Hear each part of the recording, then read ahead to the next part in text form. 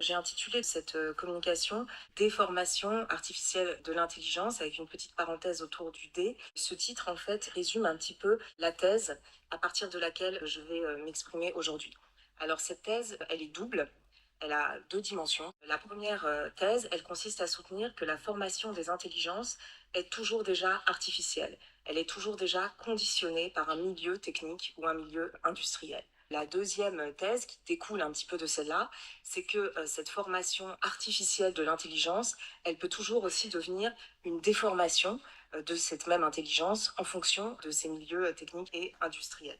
Au lieu d'envisager l'intelligence humaine d'un côté, l'intelligence machinique de l'autre, hein, comme si on avait affaire à deux entités séparées l'une de l'autre, ben moi je vous proposerais d'essayer d'envisager plutôt la relation dynamique entre les esprits humains d'une part et leurs prothèses artificielles d'autre part, prothèses sans lesquelles ces esprits humains ne pourraient pas s'exercer, mais qui peuvent aussi toujours éventuellement les menacer. Alors, les trois problèmes que je vais évoquer sont les trois problèmes suivants. Le premier problème, c'est celui de la dépendance cognitive. Le second problème, c'est celui de l'uniformisation culturelle. Le troisième problème, c'est celui de la manipulation politique.